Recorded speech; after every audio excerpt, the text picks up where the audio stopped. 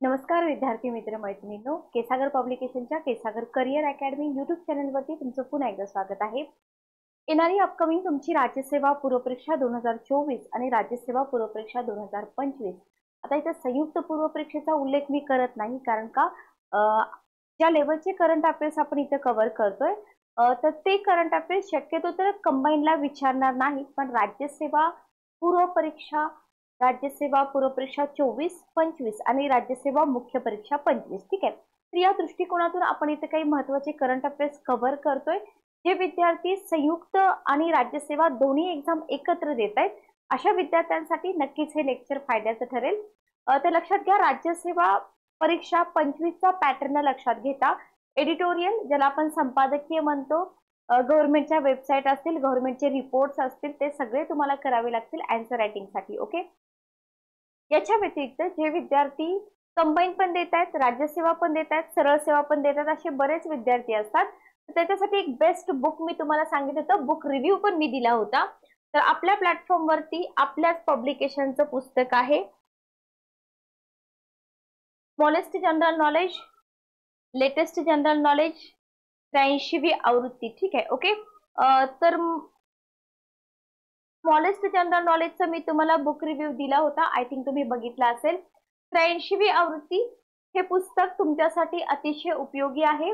Police भरती तुम्ही देत असाल, कंबाईन देत असाल किंवा सरळ सेवेच्या एक्झाम देत असाल तर एकच पुस्तक आहे, एकाच पुस्तकातून तुमची 25,000 प्लस प्रश्नांची तयारी होते। विचार करा, 25,000 म्हणजे खूप जास्त प्रश्न आहेत। गट ब, गट क, संयुक्त पूर्व, कॉन्स्टेबल, ग्रामसेवक, आरोग्य सेवक, वनरक्षक, कृषी सेवक, सगळ्या परीक्षा गव्हर्नमेंटच्या जेवढ्या काही एक्झाम असतात ना, सगळ्या परीक्षांसाठी सगळ्याच एक्झाम मध्ये करंट अफेअर्स विचारले जातात, लक्षात घ्या। तर या सगळ्याच परीक्षांसाठी तुम्हाला इथं हे पुस्तक उपयोगी पडणार आहे, ठीक आहे। पुस्तक कसं मागवायचं, कुठून मागवायचं हे मी तुम्हाला प्रत्येक लेक्चर मध्ये सांगितलेलं आहे। तर जीके करंट अफेअर्स सेक्शन मध्ये जावा, इथं तुम्हाला जीके आणि करंट अफेअर्स साठी पुस्तकं मिळतील। जनरल नॉलेज आहे, त्याच्यानंतर 47वी आवृत्ती, याचा पण बुक रिव्ह्यू मी तुम्हाला दिला होता। स्मॉलेस्ट जनरल नॉलेज स्पेसिफिक हे जीके साठी आहे बघा, करंट अफेअर्स साठी पहिलं पुस्तक।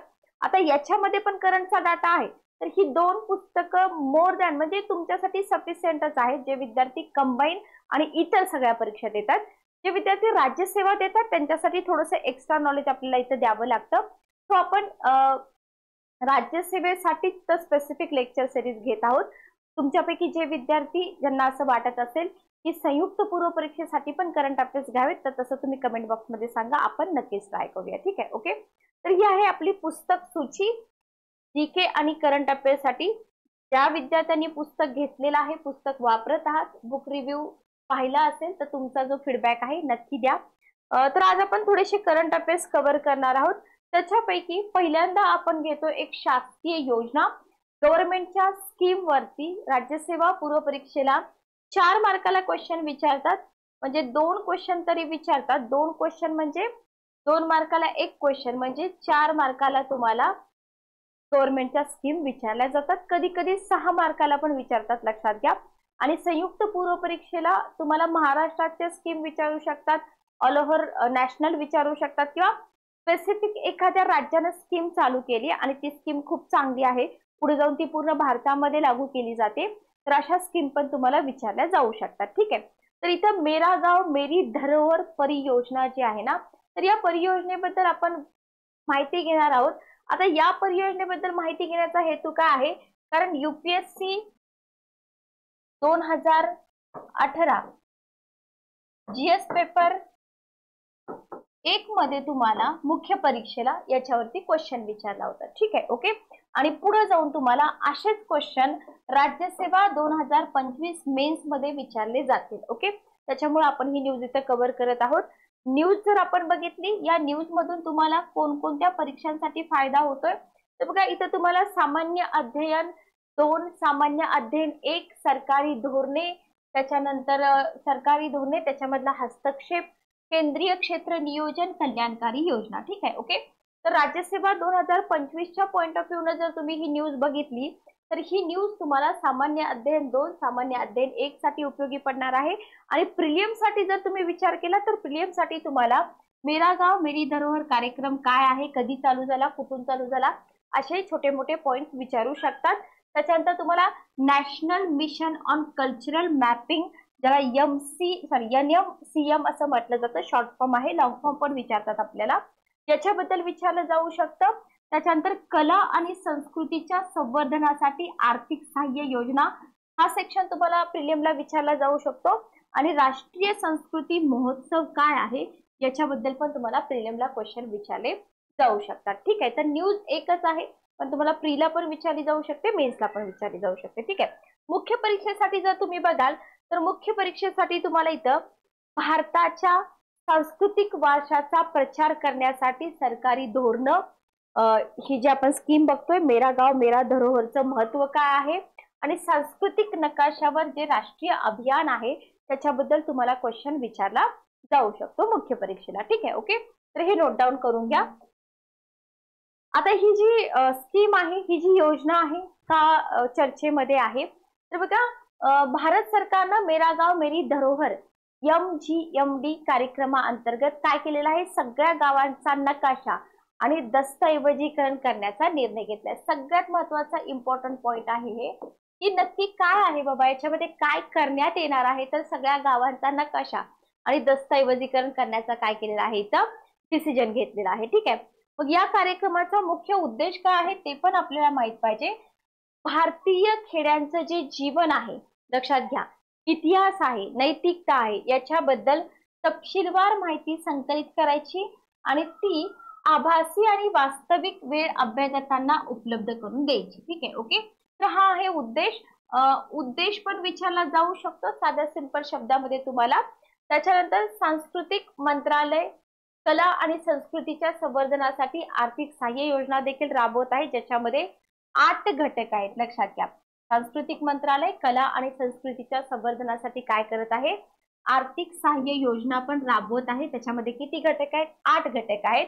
आणि याच्याद्वारे कला आणि संस्कृतीच्या संवर्धनासाठी ज्या सांस्कृतिक संस्था आहेत ना त्यांना सहाय्य दिले जाते. ठीक आहे, लक्षात ठेवा. ओके, किती घटक आहेत, 8 घटक आहेत. माय विलेज माय हेरिटेज याच्याबद्दल तुम्हाला प्रिलिमला विचारलं जाऊ शकतं. पूर्वी पण आयोगाने असे क्वेश्चन विचारले, तुम्ही क्वेश्चन पेपर काढून बघा.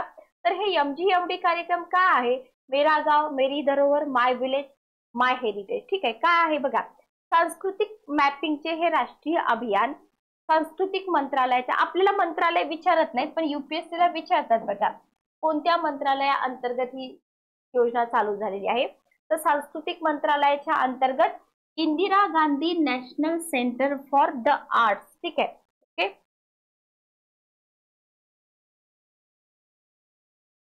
याच्या समन्वयाने आयोजित केले जाते. तर हा मुद्दा जो आहे ना हा तुम्हाला प्रिलिमला विचारला जाऊ शकतो, की कोणाच्या समन्वयाने कोणासोबत मिळून ही योजना चालू झालेली आहे किंवा हा कार्यक्रम चालू झालेला आहे. त्याच्यानंतर या MGMD वरती एक वेब पोर्टल सुद्धा सुरू करण्यात आलेला आहे, लक्षात ठेवा. ठीक आहे, आणि हा जो कार्यक्रम आहे MGMD कार्यक्रम, ज्याला माय विलेज माय हेरिटेज आपण म्हणतोय, तर इथं भारतीय खेड्यांचं जीवन वरती आपण बघितलेला आहे. उद्देश जो मी तुम्हाला सांगितला होता, तर तो उद्देश तुम्हाला इथे लक्षात ठेवायचा आहे, शॉर्ट फॉर्म लक्षात ठेवायचा आहे, मंत्रालय लक्षात ठेवायचं आहे. Okay, clear. नेक्स्ट आपण पुढे बघूया. आता इथं आपण बघितलं की काही श्रेणी आहेत, 7 विस्तृत श्रेणी आहेत.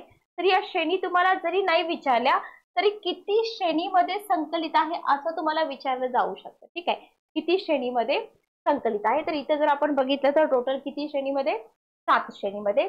याच्यामध्ये पहिली श्रेणी आहे कला हस्तकला गाव, त्याच्यानंतर पर्यावरणाभिमुख गाव आहे, भारताच्या शाब्दिक आणि शास्त्रीय परंपरांशी जोडलेले विद्वान गाव, रामायण महाभारत किंवा पौराणिक कथा मौखिक महाकाव्याशी संबंधित गाव, म्हणजे तिथं काहीतरी हे तुम्हाला त्याच्याशी रिलेटेड पुरावे मिळतात. त्याच्यानंतर स्थानिक आणि राष्ट्रीय इतिहासाशी संबंधित गावं असतील, आर्किटेक्चर हेरिटेज गावं असतील, एखादं गाव आहे की जिथं मासेमारी बागकाम मेंढपाळ गाव बरोबर हायलाइट केलं जात असेल, म्हणजे अशा प्रकारचे तिथं जे व्यवसाय आहेत ते केले जातात अशा प्रकारे. ठीक आहे, तर 7 विस्तृत श्रेणीमध्ये हे संकलित केलेलं आहे. याच्यामध्ये तुम्ही हे कला हस्तकला पर्यावरण शाब्दिक शास्त्रीय परंपरा महाभारत रामायण सर्किट वगैरे तुम्ही वाचलं असेल याच्या अगोदर. ठीक आहे, आर्किटेक्चरल आहे, स्थानिक राष्ट्रीय इतिहासाशी संबंधित आहे. तर ह्या 7 श्रेणीमध्ये हे जे MGMD अंतर्गत जी माहिती आहे ती विस्तृत आपल्याला संकलित केलेली आपल्याला दिसून येते. ठीक आहे, ओके, क्लिअर. नेक्स्ट बघा, हा जो MGMD हा राष्ट्रीय सांस्कृतिक मॅपिंग मिशनचा एक घटक आहे बघा.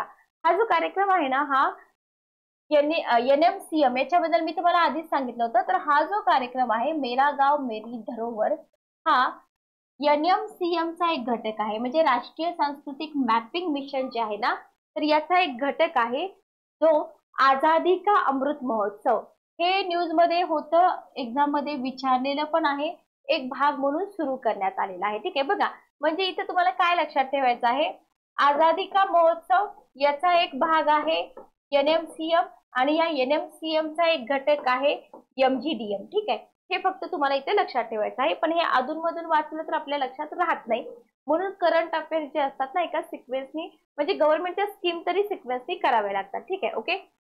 त्याच्यानंतर बघा नेक्स्ट, या MGMD अंतर्गत 6.5 लाख गावांचं मॅपिंग, हे तुम्हाला फिगर जे आहे ना ही फिगर लक्षात ठेवायची आहे. 6.5 लाख गावांचं सांस्कृतिक मॅपिंग केलं जात आहे आणि 2 लाखाहून अधिक गावांचं मॅपिंग ऑलरेडी केलेलं आहे. लक्षात ठेवा. Sorry, okay clear. तर हे जे डाटा आहे, हा जो डाटा दिलेला आहे हा डाटा तुम्ही व्यवस्थित लक्षात ठेवा. राष्ट्रीय सांस्कृतिक कार्यक्रम स्थळ म्हणून काम करणाऱ्या मिशन पोर्टलवर हे अपलोड केलेली आहे ही सगळी माहिती की किती लाख गावांचं सांस्कृतिक मॅपिंग केलेलं आहे, करत आहे किंवा ऑलरेडी किती कंप्लीट झालेलं आहे. ठीक आहे, ओके क्लिअर. नेक्स्ट बघा, सॉरी, त्याच्यानंतर बघा आता हे जे national mission on cultural mapping आहे त्याचा एक घटक म्हणून आपण ही मेरा गाव मेरी धरोहर कार्यक्रम बघतोय. तर हे नक्की NMCM काय आहे ते आपण बघूया, कारण क्वेश्चन याच्याबद्दल पण विचारला जाऊ शकतो. तर बघा, सांस्कृतिक मंत्रालयाने काय केलेलं आहे, भारताचा जो समृद्ध सांस्कृतिक वारसा आहे तो ओळखण्यासाठी आणि त्याचं दस्तऐवजीकरण करण्यासाठी काय केलेलं आहे, आणि ग्रामीण अर्थव्यवस्था जी आहे ना यांचं पुनरुज्जीवन करण्यासाठी, ग्रामीण भारताला स्वावलंबी बनवण्यासाठी, त्याची सर्जनशील क्षमता ओळखण्यासाठी काय केलेलं आहे, NMCM ची स्थापना केलेली आपल्याला दिसून येते. ठीक आहे, ओके क्लिअर.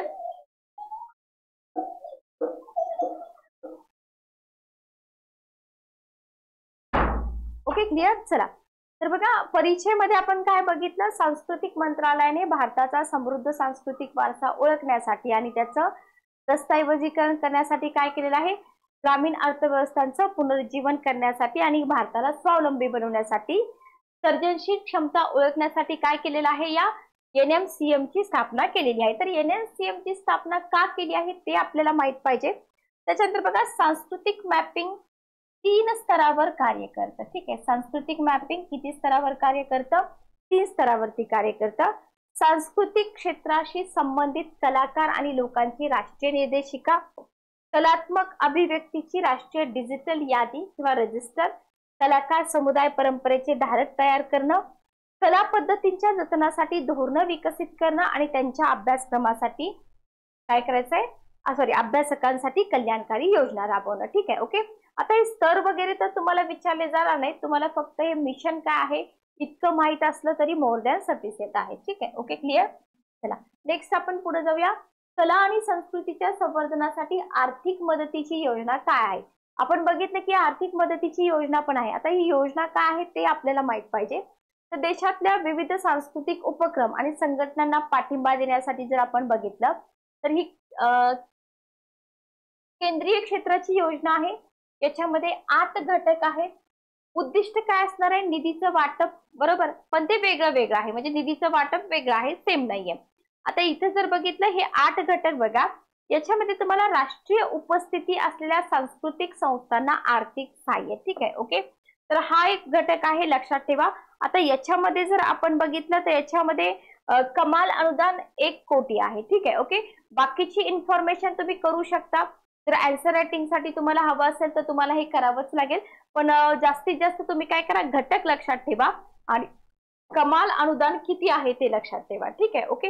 हा झाला पहिला घटक. सेकंड घटक बघा, सांस्कृतिक कार्य आणि उत्पादन अनुदान, ज्याला CFPG म्हटलेलं आहे. याच्यामध्ये परिसंवाद असेल, परिषदा असतील, संशोधन कार्यशाळा, महोत्सव, प्रदर्शने, सादरीकरणे, बरोबर, सांस्कृतिक उपक्रम आहेत ना त्याच्यासाठी मदत केली जाते. किती केली जाते? 5 लाख ते 20 लाखापर्यंत. ठीक आहे. ओके. तिसरा घटक आहे हिमालयीन सांस्कृतिक वारशाचं संवर्धन आणि त्याच्यासाठी आर्थिक सहाय्य. तर इथं पण बघा संशोधन प्रशिक्षण प्रसाराद्वारे काय केलेलं आहे, हिमालयाची जी संस्कृती आहे त्या हिमालयाच्या सांस्कृतिक वारशाचा प्रचार आणि प्रसार करणं. ठीक आहे. याच्यासाठी वित्त पुरवठा केला जातो. या दिशेने जे काम करणाऱ्या संस्था आहेत त्यांना प्रतिवर्ष 10 लाख ते 30 लाख रुपये अनुदान दिलं जातं, सहाय्य दिलं जातं. ठीक आहे. ओके. त्याच्यानंतर आहे बौद्ध तिबेटी संघटनांचं संवर्धन आणि विकासासाठी आर्थिक सहाय्य. आता सिंपल आहे, इथं तुम्हाला बौद्ध तिबेटी संघटना दिलेला आहे क्लिअर. तर याच्यामध्ये याच्या प्रचारामध्ये वगैरे गुंतलेले जे मठ आहेत, स्वयंसेवी संघटना आहेत, तर यांना काय केलं जातं, गव्हर्नमेंट कडून आर्थिक सहाय्य दिलं जातं. ठीक आहे. दरवर्षी इथं 30 लाख रुपयापर्यंत निधीची रक्कम आहे. अपवादात्मक परिस्थितीमध्ये ही रक्कम वाढवून 1 कोटीपर्यंत पण दिली जाते. Okay, clear. नेक्स्ट मुद्दा आपण बघूया किंवा घटक म्हणा, स्टुडिओ थिएटरसह इमारत बांधकामासाठी. बघा म्हणजे कला आणि संस्कृतीसाठी स्टुडिओ बांधतायत, थिएटर बांधतायत, बरोबर. रिहर्सल हॉल असेल तर इथं बांधकामासाठी पण सहाय्य दिलं जातं. मेट्रो शहरांमध्ये 50 लाख आणि नॉन मेट्रोमध्ये 25 लाख. संबंधित सांस्कृतिक उपक्रमासाठी आर्थिक सहाय्य. इथं बघा तुम्हाला ऑडिओ किंवा व्हिडिओ असेल, जे व्हिज्युअल असतील तर त्याच्यासाठी 1.5 कोटीपर्यंत सहाय्य दिलं जातं. अमूर्त सांस्कृतिक वारसा जो आहे संरक्षणासाठी, याच्यावरती राज्यसेवेला क्वेश्चन पडतात. तर इथं अमूर्त सांस्कृतिक वारसा, विविध सांस्कृतिक परंपरांचं पुनरुज्जीवन आणि संवर्धन. तर ही योजना जी आहे ना 2013 मध्ये सुरू झालेली होती, असे उल्लेख येतात तुम्हाला आन्सर रायटिंग मध्ये.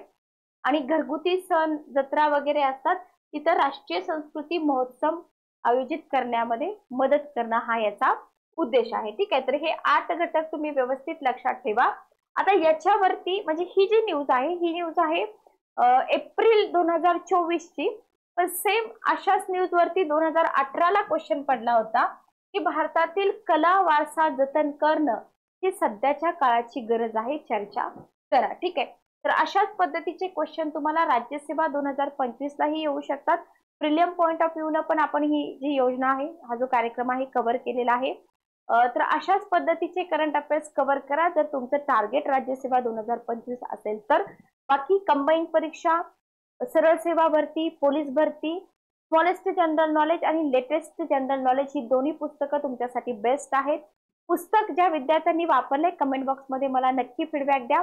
लेक्चर कसं वाटलं कमेंट करून सांगा. भेटूया नेक्स्ट सेशन मध्ये. Good day, take care.